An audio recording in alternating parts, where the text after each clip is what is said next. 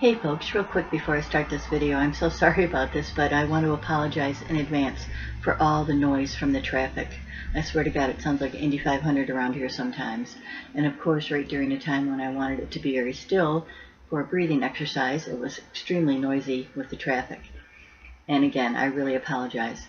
And also, you're going to hear my cat and my son. My son's talking in the background, and my cat's meowing sometimes. So, hey, is what it is. Got to get it done. Just wanted to let you know that stuff, okay? So I hope you enjoy the tape and the video, and have a great night, day, wherever you are. Hi folks, how's it going? Staying present, where the ego doesn't want you to be, is a challenge most people are faced with. Believing you are your mind is another. The acceptance of what is will set you free. Hi, I'm Tanis, and welcome to Connected to Nature / Enlightenment, where I want you to deeply remember the present moment is all we ever have. I will try to take the confusion out of staying present, help you realize you are not your mind, and show you how to fully accept whatever is in front of you, as it is a major key to reaching your enlightenment. But let me take a second and say thank you all very much for all the kind emails I received and the comments for the chapters of The Power of Now. I really do appreciate it. It meant the world to me. I just recently got one not too long ago from a friend who kind of opened my eyes and thought, yep, I really got to get this video done. So this wonderful friend emailed me recently and asked, if I'm not present, then where the F am I? And that is a great question and to the point, which is what I want to convey to you guys. The bottom line of what staying present means. And Eckhart Tolle tells us, in his words, on a few pages of The Power of Now that I'm going to read real quickly to kind of get you back in line of what it really is. Wherever you are, be there totally. See if you can catch yourself complaining in either speech or thought about a situation you find yourself in, what other people do or say, your surroundings, your life situation, even the weather. To complain is always non-acceptance of what is. It invariably carries an unconscious negative charge. When you complain, you make yourself into a victim. When you speak out, you are in your power. So change the situation by taking action or by speaking out, if necessary or possible. Leave the situation or accept it all. All else is madness. Ordinary unconsciousness is always linked in some way to the denial of the now. The now, of course, also implies the here. You are resisting your here and now. Some people would always rather be somewhere else. Their here is never good enough. Through self-observation, find out if that is the case in your life. Wherever you are, be there totally. If you find your here and now intolerable and it makes you unhappy, you have three options. Remove yourself from the situation, change it, or accept it totally. If you want to take responsibility for your life, you must choose one of those three options, and you must choose now. Then accept the consequences. No excuses, no negativity, no psychic pollution. Keep your inner space clear. If you take any action, leaving or changing your situation, drop the negativity first, if at all possible. Action arising out of insight into what is required is more effective than action arising out of negativity. Any action is often better than no action, especially if you've been stuck in an unhappy situation for a long time. If it is a mistake, at least you learn something, in which case it's no longer a mistake. If you remain stuck, you learn nothing. Is fear preventing you from taking action? Acknowledge the fear. Watch it. Take your attention into it. Be fully present with it. Doing so cuts the links between the fear and your thinking. Don't let the fear arise up into your mind. Use the power of the now. Fear cannot prevail against it. It's really a powerful, powerful little paragraph there, folks, okay? Acknowledge the fear that you feel. Watch it. Take your attention into it fully. Be fully present with it. Doing so cuts the link between fear and your thinking. It's like anything that you are afraid of, Anyway, okay. If there is truly nothing that you can do to change your hearing now, and you can't remove yourself from the situation, then accept your here and now totally by dropping all inner resistance. The false, unhappy self loves feeling miserable, resentful, or sorry for itself, can then no longer survive. The false, unhappy self that loves feeling miserable, resentful, or sorry for itself can then no longer survive. This is called surrender. Surrender is not weakness. The Buddha has a simple definition of enlightenment, which is the end of suffering, which is on page 12 from The Power of Now by Eckhart Tolle. It's very true, too. There is great strength in it. Only a surrendered person has spiritual power. Through surrender, you will be free eternally of the situation.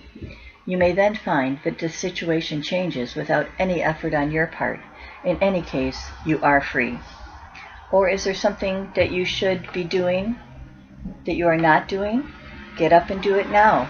Alternatively, completely accept your inactivity, laziness, or passiveness at this moment, if that is your choice.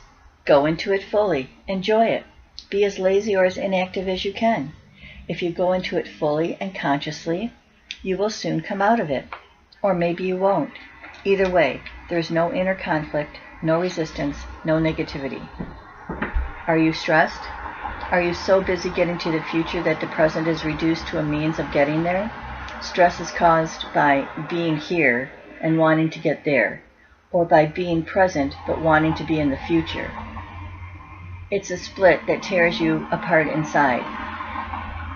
To create and live with such an inner split is insane. The fact that everyone else is doing it doesn't make it less insane. If you have to, you can move fast, work fast, or even run, without projecting yourself into the future and without resisting the present. As you move, work, run, do it totally. Enjoy the flow of energy, the high energy of that moment. Now you are no longer stressed, no longer splitting yourself in two, just moving, running, working, and enjoying it. Or you can drop the whole thing and sit on a park bench.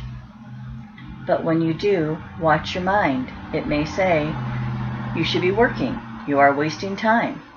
Observe the mind. Smile at it. That's another way of paying attention to your thoughts, watching your thoughts, being the watcher behind your thoughts, as I've read before from The Power of Now. And then you can control your thoughts, which is the whole key to all of this, okay? Does the past take up a great deal of your attention? Do you frequently talk and think about it, either positively or negatively? The great things that you have achieved, your adventures or experiences, your victim story, and the dreadful things that were done to you, or maybe what you did to someone else? Are your thoughts... Sorry, it's very, very noisy around here. Are your thought processes creating guilt, pride, resentment, anger, regret, or self-pity? Then you are not only reinforcing a false sense of self, but also helping to accelerate your body's aging process by creating an accumulation of past in your psyche. Verify this for yourself by observing those around you who have a strong tendency to hold on to the past. Die to the past every moment. You don't need it. Only refer to it when it is absolutely relevant to the present. Feel the power of this moment and the fullness of being, and the fullness of being. Feel your presence. All right, now I think that's really quite powerful.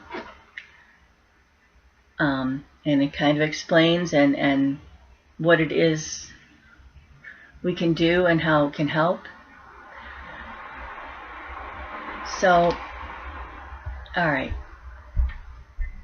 Let me go on here. Feel your presence is exactly it. If I'm not present, then where the F am I? Oh, it's all good. I laughed when I read it, and they know it, and we've communicated about it. It's all good. Anyway, to which I told my friend, be present with your mind.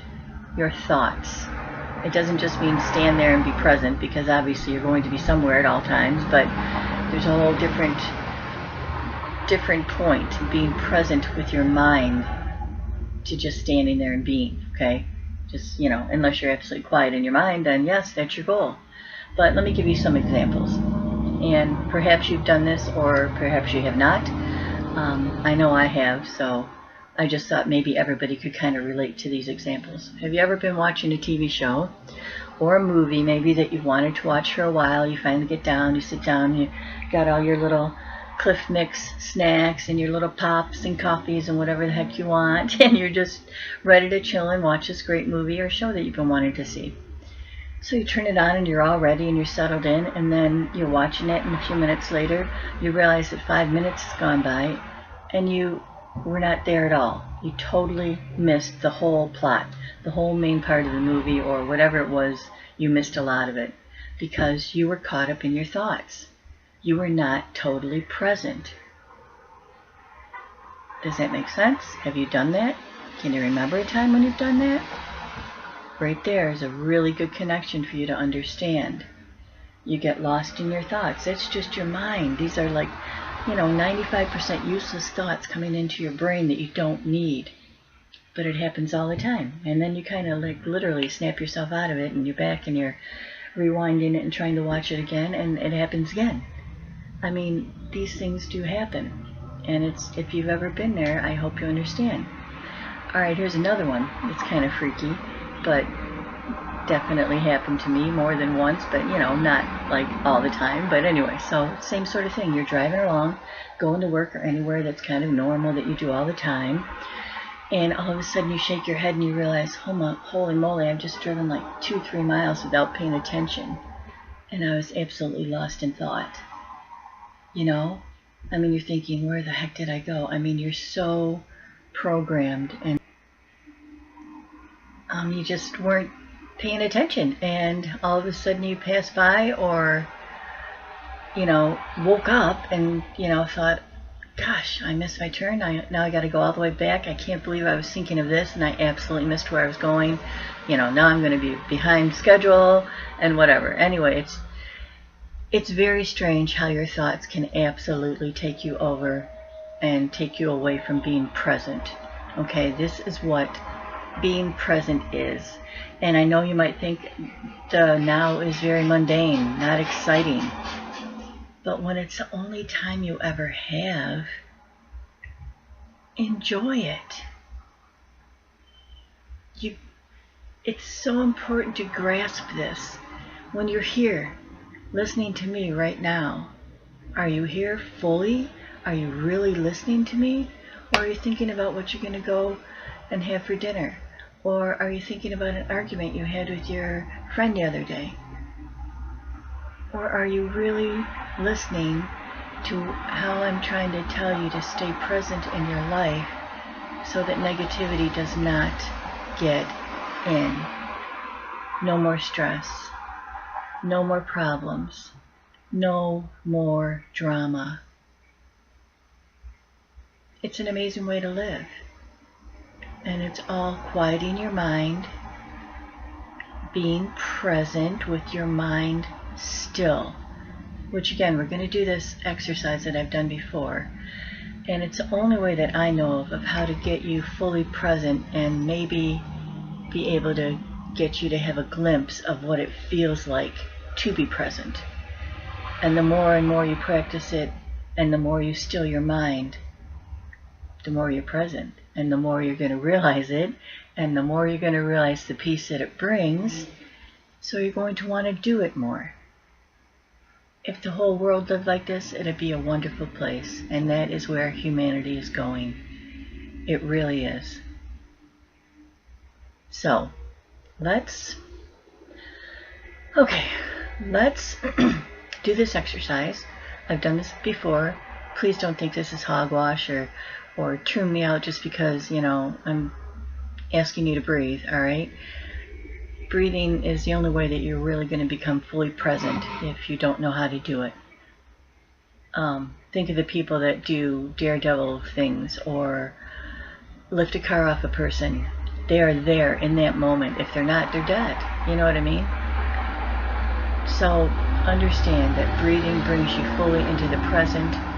And then what I want you to do after we do this 3 times, in through your nose, hold it. All right, we're going to breathe in through your nose for 4 seconds. Then you're going to hold it for 4 seconds. Then you're going to release it through your mouth for more than 4 seconds, or as long as you can, nice and gently. Doesn't have to be really rough or anything, just be easy. The point is to relax. And then you're going to do this 3 times, and that fully brings you into the present. Okay? It just does. It just does. You can try to fight it all you want, and that just means that your mind, your ego is taking over and says, no way, you are not going to succeed at this, and I'm not going to let you. But it does. So let's just do this. Okay, everybody ready? It's great if you can sit up straight, feet on the ground. If not, just be comfortable. Okay? And again, you can use this to take you into a meditation. It's kind of how I started with all this, and I created a beautiful spot in my mind that, excuse me, I still go to this day. You know, it's my own personal, private, beautiful place that brings me peace. And sometimes I just go there. You know, whatever, to each his own. So, we're going to breathe in for 4 seconds. And then we're going to hold it for 4 seconds, and then we are going to release it through your mouth for more than 4 seconds.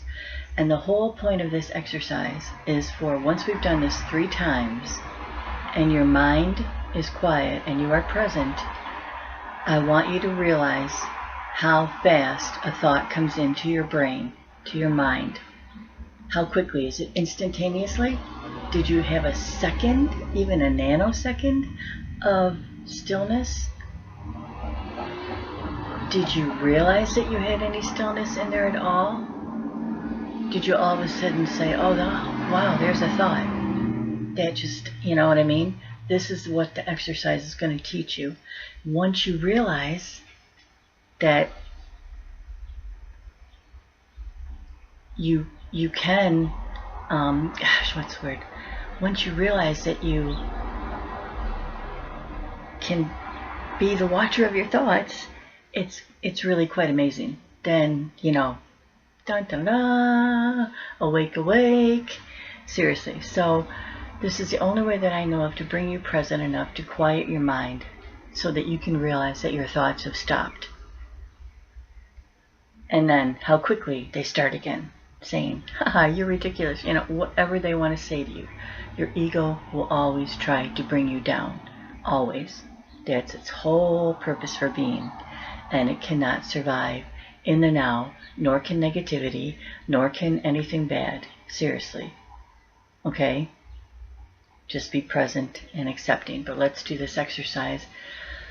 Breathe in 4 times through your mouth. I'm not going to count because it's distracting. Hold it for 4 seconds and then release it through your mouth for more than 4 seconds, okay? And we'll do this 3 times, and I'll say repeat when we're ready to go. Alright, so let's try this, the first one. Okay, ready? We're going to start to breathe in. Ready, set, go.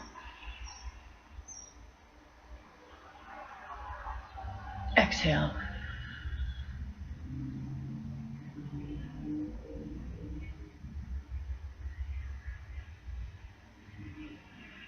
Breathe in again. Ready, go.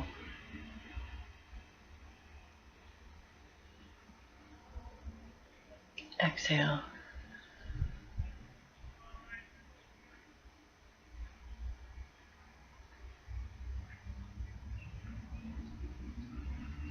Breathe in again.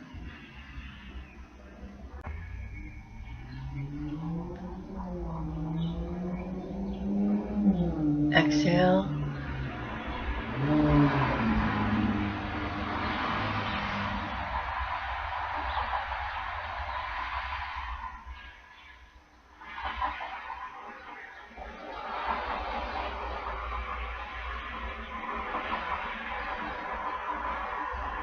How fast did it take for a thought to come into your mind?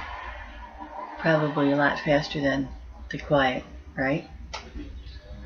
But that's how you can learn how to do this, and you can learn how to do this continuously. And every time you need to do this, every time you need to relax, do this short exercise. You can do it anywhere at any time and nobody needs to know. But it relaxes you, it brings you peace, it brings you calmness, it brings you into the now, where you can accept what is. You know, sometimes it's just hard to accept what is, but if it is, what's the point, right? Fighting it is only going to make it worse or make you angrier or hurt other people. So you accept whatever the situation is, like Eckhart says, as if you even planned it. But now that you've hopefully been able to feel that sense of your mind stopping, you'll be able to do this again. That is what being present is about. So, even though you are present, you're no effing where else than being present. You're present in your mind and you're observing what's around you and enjoying the moment rather than trying to get somebody where else. Now I hope that's answered that question with the examples I've given.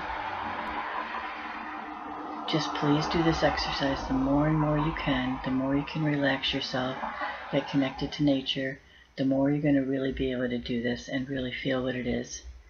And your enlightenment will just come. Awakening is there once you've realized you're the watcher of your thoughts. You are not your ego. You don't need your ego anymore.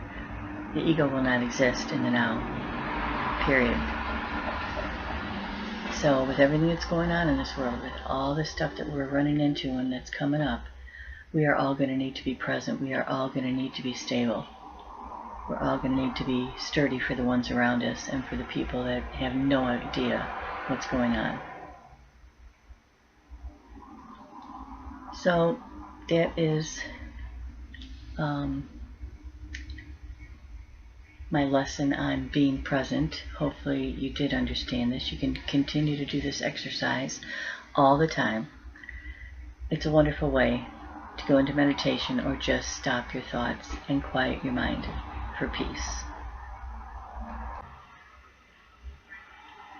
In the stillness of your presence, you can feel your own formless and timeless reality, the unmanifested life that emanates your physical form.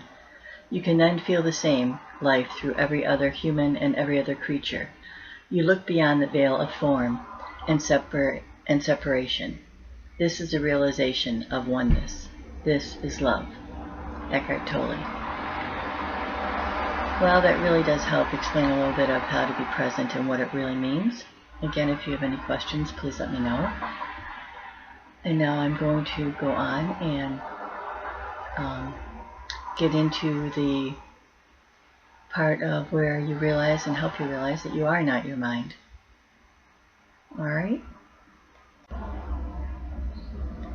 So you can stop your thoughts and quiet your mind and suddenly realize you're not your mind, which is a wonderful thing and where you want to be.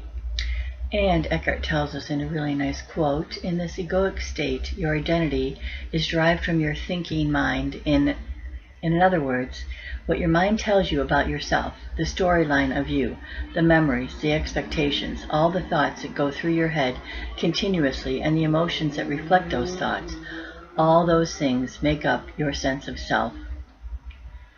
It's very true. So many people just identify their whole identity is derived from what they've been through and where they hope they're going.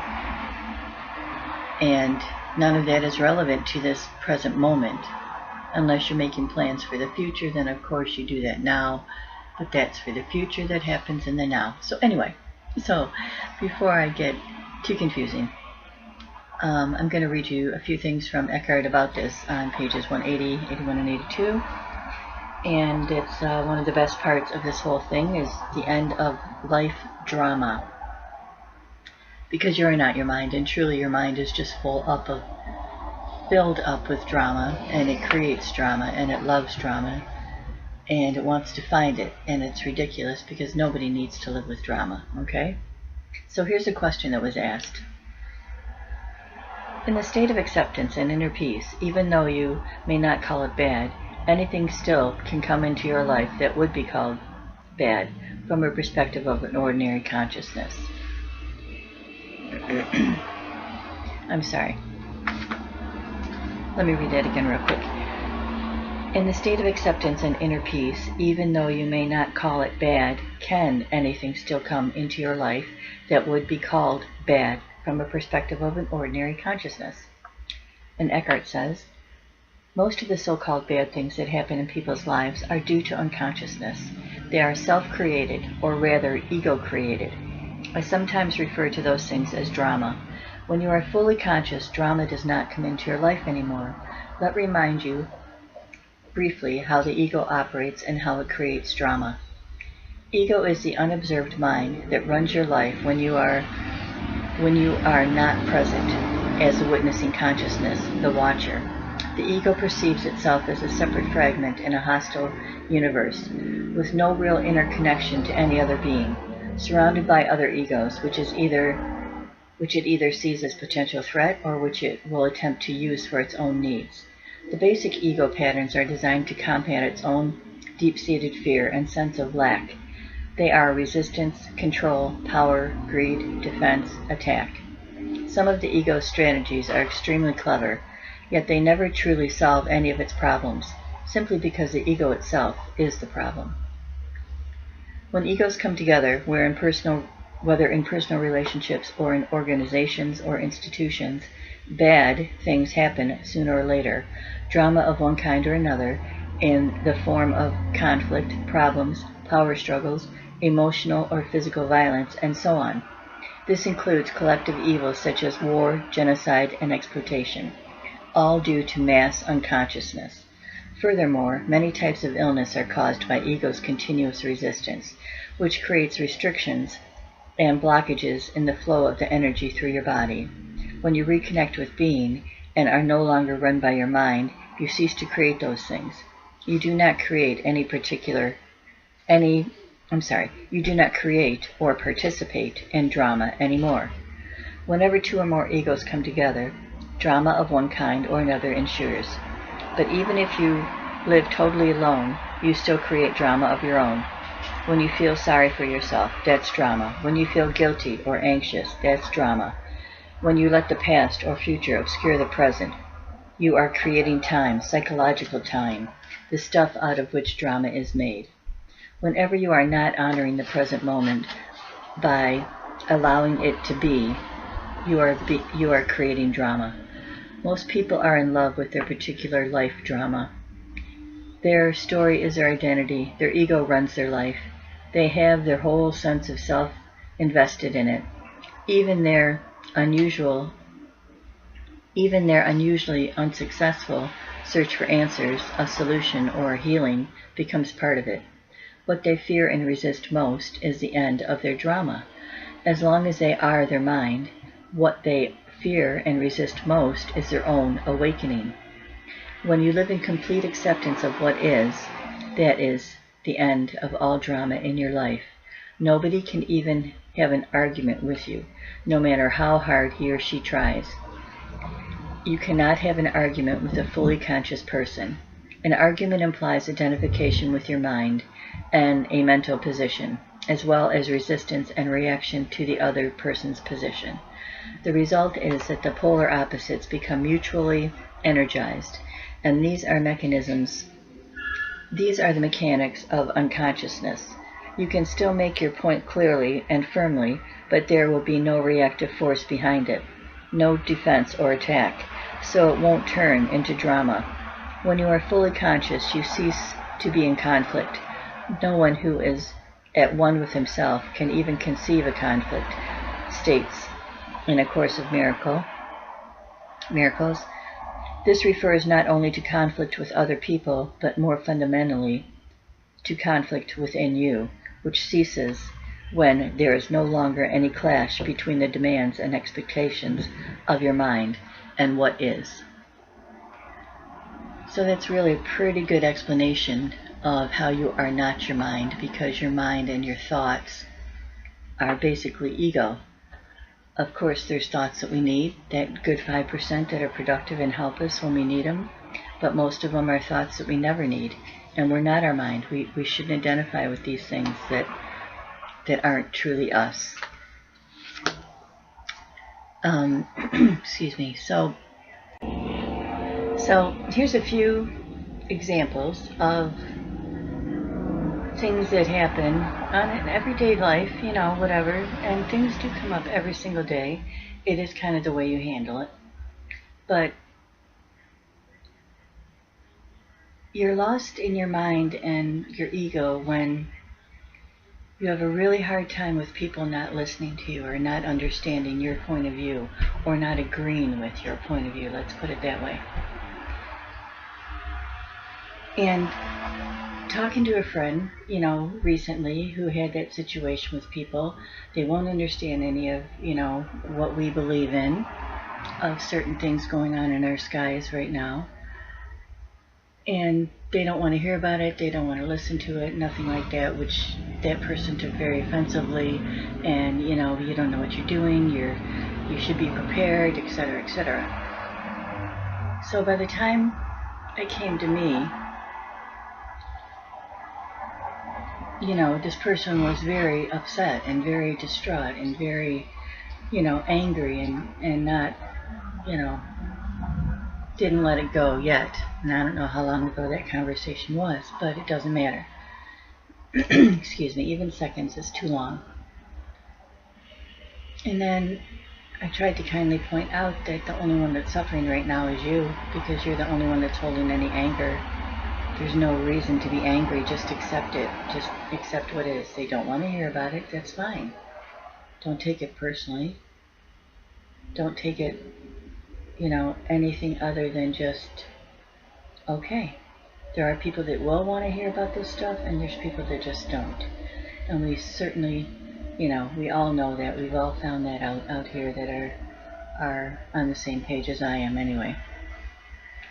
So you don't need to do that to yourself. You don't need to harbor the resentment and take it with you and stay madder and madder and madder. You're not your mind, because then your mind replays that situation in your head again and again. I mean, there's 1,000 different examples. So one of the things that I deal with on a daily basis and always challenges me, of course, is the road rage and the, people that are on the road that shouldn't be on the road. But it really is great practice for me. In fact, I kind of laugh at it every day knowing, I tell myself before I get in the car that it's going to be a great ride to work. And, 99.9% of the time it is. I have no issues. I never really in a rush. If I'm late, it doesn't really matter. I'm never late. I'm always on time. But that's the whole point. It doesn't really matter if I am. I'm lucky enough to have a job like that. And I do leave after rush hour and come home a little bit before the really bad rush hour gets going. So it's a challenge for me sometimes because people are, I don't mean to be mean or rude, but gosh, once again, there's just some people that just should not be on the road. Anyway, and another huge issue that really, really hampers you from your enlightenment and finding your enlightenment and finding the peace in the world that you really want is literally people. People are a challenge. It is one of our biggest challenges every day. We're going to run into people we like. We're going to run into people we don't like. But again, it's your choice of how you're going to handle it. Be present, be that presence, even if you don't want to be there, and things will normally just turn out fine. But people are a challenge. The people on the road are a challenge. And in these instances, challenge yourself. Challenge yourself to stay present. Look around. You're sitting in the car. It's all good. You're not bleeding. You're not having a heart attack. Let's hope not anyway. You're not in that big of a hurry.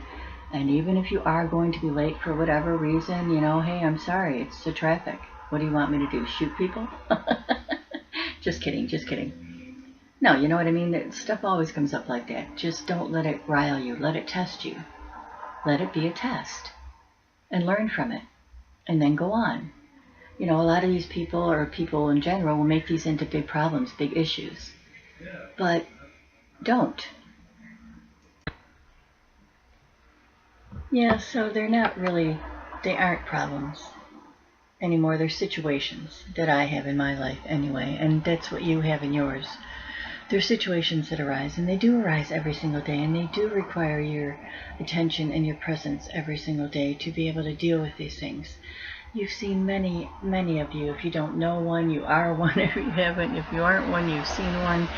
That person that's just constantly full of rage, just always mad, nothing's right, everything's wrong, this person's wrong, that person's wrong, I don't want to hear you, whatever, just like the meanest mean that there is. We all know people like that, sad. And we all know there's a lot of them out there. It's even sadder. Anyone that would try to bring you down for whatever reason, that's one thing I don't understand in society, why people get a kick out of other people's pain. That's absolutely ludicrous. I mean, whatever. That's another whole thing, but that's just wrong. Anyway, so yes, we all have problems. We all have situations that, again, you either leave it alone, deal with it another day, take action on it, maybe accept the fact that you have to do something right now, or accept it and let it go as it is. Whichever one you need to do, you will be able to do when you're present. You will know that right choice at that time because you're not overthinking it. Your mind isn't telling you 18 different things. If I don't do this, if I don't do that, well, I can't do that one. You've all been there. Really, really just start to see that. Once you've seen it, you've beat your ego, okay? That's what this new higher consciousness, if you will, this whole evolution that's coming onto this planet now. The goodness, the good folks, the ones that don't live in their thoughts, the ones that are kind to people, that live the golden rule, if you will, do unto others as you would have others do unto you, which is how I've lived my whole life. But anyway, so you're not your mind. You're not what your thoughts are telling you to be, or reminding you that you were, or telling you that you better get to this point. Right now, right here, right now, once again, is just fine. All we ever have. You're sitting here, you're calm, you're listening, you're breathing, you look around your room, you notice things, you don't have to label them, but you notice them, and you just be. You are just there. And hopefully your mind will be still, excuse me, and your thoughts will stop, and you'll find that peace that I keep talking about.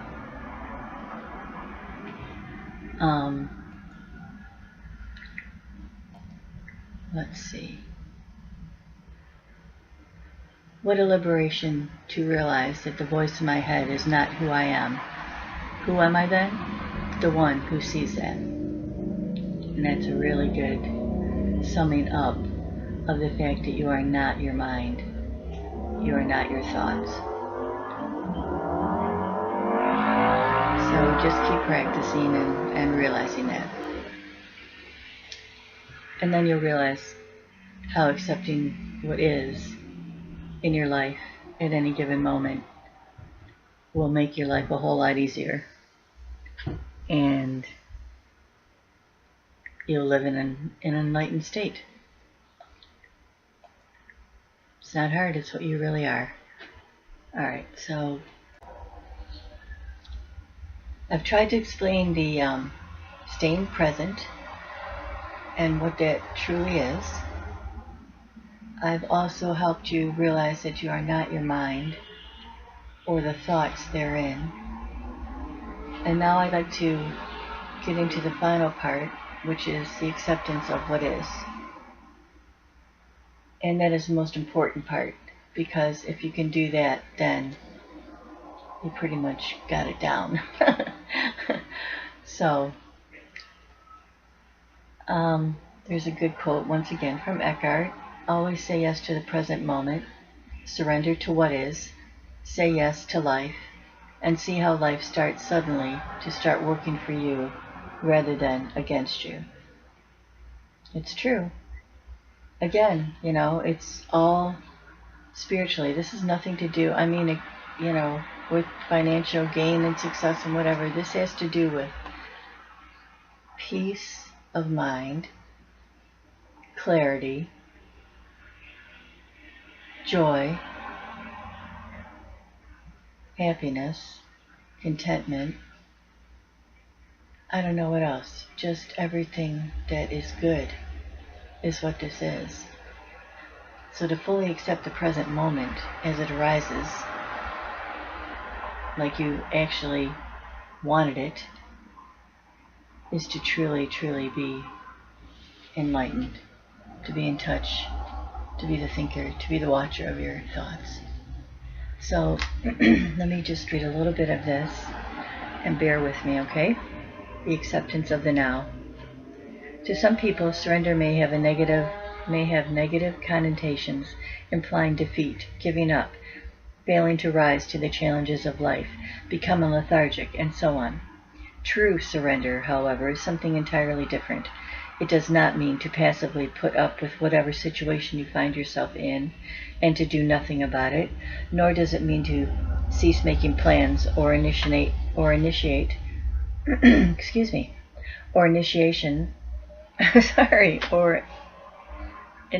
positive action. Surrender is a simple but profound wisdom of yielding to rather than opposing the flow of life. The only place where you can experience the flow of life is the now. So, to surrender is to accept the present moment unconditionally and without reservation. It is to relinquish inner resistance to what is. Inner resistance is to say no to what is, through mental judgment and emotional negativity. It becomes particularly pronounced when things go wrong, which means that there is a gap between the demands or rigid expectations of your mind and what is. That is a pain gap. If you have lived long enough, you will know that things go wrong quite often. It is precisely at those times that surrender needs to be practiced if you want to eliminate pain and sorrow from your life. Acceptance of what is immediately frees your mind from identification and thus reconnects you with being. Resistance is the mind. Surrender is a purely inner phenomenon. It does not mean that you on the outer level cannot take action and change the situation. In fact, it is not the overall situation that you need to accept when you surrender, but just that the tiny segment called the now. For example, if you were stuck in the mud somewhere, you wouldn't say, "Okay, I resign myself from being stuck in the mud." Resignation is not surrender. You don't need to accept an undesirable or unpleasant life situation, nor do you need to deceive yourself and say that there is nothing wrong with being stuck in the mud. No, you recognize it fully, that you want to get out of it. Then you narrow your attention down to the present moment without mentally labeling it in any way. This means that there is no judgment of the now. Therefore, there is no resistance, no emotional negativity. You accept the isness of the moment. Then you take action to do all that you can do to get out of the mud. Such action I call positive action. It is far more effective than negative action, which arises out of anger, despair, or frustration. Until you achieve desired results, you continue to practice surrendering. Until you achieve the desired result, you continue to practice surrender by refraining from labeling the now. Let me give you a visual analogy to illustrate the point I am making. You are walking along the path at night, surrounded by a thick fog, but you have a powerful flashlight that cuts through the fog and creates a narrow, clear space in front of you. The fog is your life situation, which includes past and future. The flashlight is your conscious presence. The clear space is the now. Non-surrender hardens your psychological form. The shell of the ego and so creates a strong sense of separateness. The world around you, and people in particular, come to be perceived as threatening. The unconscious compulsion to destroy others through judgment arises and does not need to compete and dominate. Even nature becomes your enemy, and your perceptions and interperceptions are governed by fear. The mental disease that we call paranoia is only a slightly more acute from the normal but dysfunctional state of consciousness. Not only your psychological form, but also your physical form, your body, becomes hard and rigid through resistance. Tension arises in different parts of the body, and the body as a whole contracts. The free flow of life energy through the body, which is essential for its healthy functioning, is greatly restricted. Body work and certain forms of physical therapy can be helpful in restoring this flow, but unless you practice surrender in your everyday life, those things can only give temporary symptom relief, since the cause, the resistant pattern, has not been dissolved. There is something within you that remains unaffected by the transient circumstances that make up your life situation, and only through surrender do you have access to it.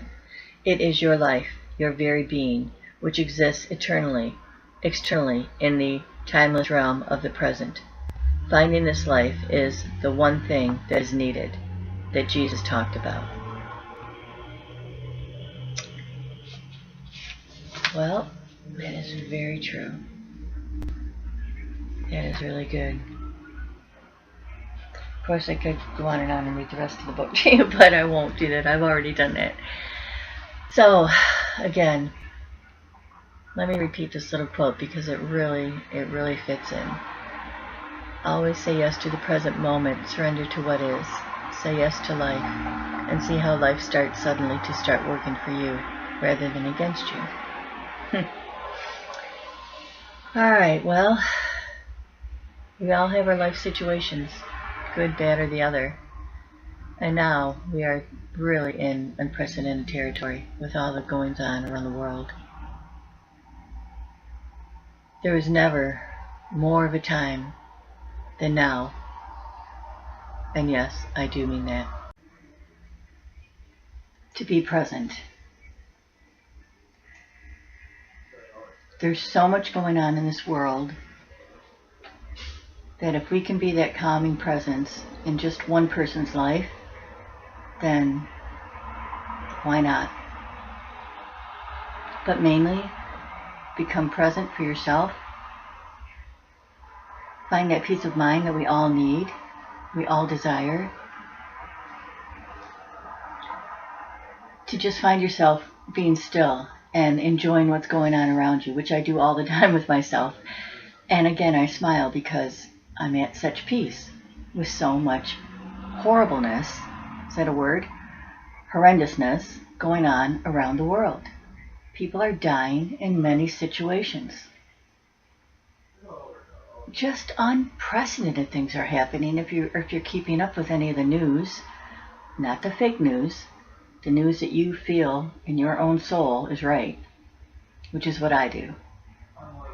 And all the distractions and everything that they're throwing at us, everything that we've learned, everything that I've learned and taken in these last years, figuring out how horrible people have been running this world. I mean, I knew the elite were horrible, but I just never knew how deep it went.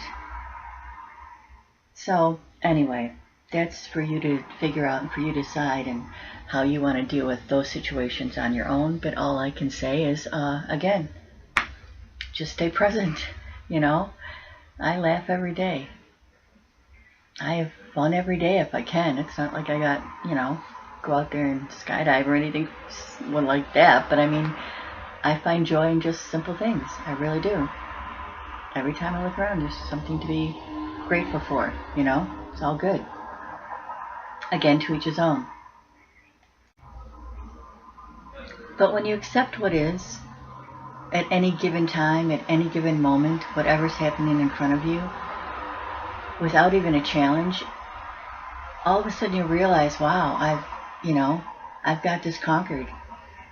the situation is making me unhappy, but I can deal with it on a totally calm level.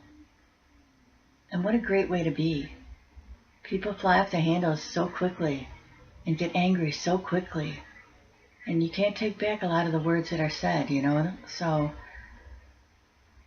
take being present, accepting what is, as your biggest challenge to enlightenment. But you can find it. It's in every single one of us. It's just been buried. And these are easy ways to find it, to feel it, to accept every situation that arises, to deal with it, to put it off till later, or to accept it fully. It's the only way to live, really. Like you said, anything else is insanity. Acceptance looks like a passive state, but in reality, it brings something entirely new into this world. That peace, a subtle energy vibration, is consciousness. I believe that Jesus realized his oneness with God, and he showed what he attempted to do to show the way to all of us, how to realize our own oneness with God also. So he's a precursor.